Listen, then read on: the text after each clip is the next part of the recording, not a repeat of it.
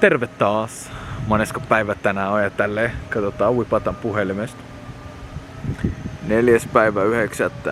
Mä kuvaan nyt tämän video 4.9. vaikka mulla on tulossa toinen video ennen tätä. Mikä tässä on? Audi Q7 3.0 turbodieseli 2011 ja ilma-alusta, S-line, facelifti, 20-tuumaiset kesävanteet, 18-tuumaiset toiset vanteet, valkoinen väri. Tää oli oikeastaan ihan samanlainen kuin mikä meillä oli. Ilma-alusta, no täältä autosta voi sitten säätää, mä näytän ne kohta. Bosen äänijärjestelmä, takana penkin lämmittimet kanssa. Verhot on takapenkeissä. Tää oli kyllä paljon parempi kuin se edellinen Q7, minkä me kuvattiin. Etitään toista autoa tämän tilalle. Joo, eli tää Emeli Mersu E220 neliveto menee sitten vaihtoon. En ole vielä päättänyt, että mikä auto on tulossa, mutta kuitenkin joku auto. Näytetään teille ilma-alusta. Niin, käynnistetään auto ja sitten verrat päälle. Käynnistetään ovi kiinni, painetaan car. Tässä näkyy, nyt se on komfortissa. Niin mitä me tehdään? Mennään ulos ja näytetään, että miltä comfort näyttää. Tässä kun katsotaan takapyörät, menee oikeastaan menee, 5 sormea menee. Jos katsotaan niin pikkurilli pois, niin 4 jos otetaan niinku peukalo. Niin katsotaan etu. Tässä menee oikeastaan ihan tasan 5. Ja. Tää on komfortti. Vaihtoehdot. Dynamic, Automatic, Offroad ja Lifti. Dynamic on niinku matalin. Ja näköjään nyt ei saa vaihdettua Dynamicia. Luultavasti kompressori ottaa ilmaa. Laito ovin kiinni, nyt pystyy jo laittamaan Dynamici, niin mennään Dynamic kohdalle. Sitten painetaan. Nyt se alkaa laskemaan. Tosta huomaa toi vihreä nuoli näyttää. Ja sit kun istuu täältä, niin huomaa kun pikkuhiljaa alkaa laskemaan toi keula sitten. Laskee vuorotelle. Keula, sitten perä, sitten keula, sitten perä. Ja tästä voi kans seurata. Nyt se on kakkosvaiheessa. Ja. Nyt kun se valo lähti pois, niin lähdetään ulos. Sitten kun katsoo,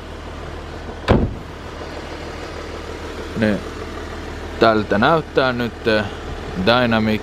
Äsken sai oikeastaan jo nämä 4. Nytten saa 2 sormea.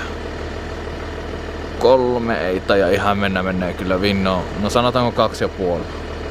Niin laski kyllä aika paljon takaa eestä. Katsotaan. Tänne meni kaikki 5. Nyt ei mene kuin 3. Ja voidaan jättää kamera tänne. Ja minä nostan vaikka liftiä. Ja saatte nähdä, että miten korkealle nousee.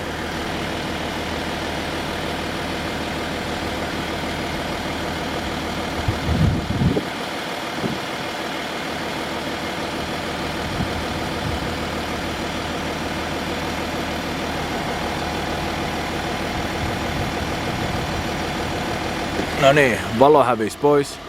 Nyt te näette, että miten korkealla tää on liftissä. Mulla on 5 sormea. Tähän mahtuu vielä joku 2,5 vielä. Niin, katsotaan takaa. 5. Tähän mahtuu vielä 2 helposti. Niin. Näette miten korkealla se on nyt. Nyt on vaikeampi minun päästä tähän autoon. Ei sen takia, että mä oon lyhyt. Ei sen takia. En tarkoittanut sitä. Mä oon 230 senttinen. Ei missään nimessä sen takia. Ja. Tässä niinku huomaatte, niin se on nyt tuossa maksimissa. Painetaan komfortti ja sitten lähdetään ulos. Ja. Sitten huomaa. Laskee tosta eestä nyt. Sitten laskee kohta takaa, katsotaan, nyt laskee takaa. Sitten kun se on laskenut takaa, niin sitten se laskee vielä etu ja sitten laskee vielä takaa. Niin se säätää sen vuorotellen. Ja nyt tää on sitten komfortti.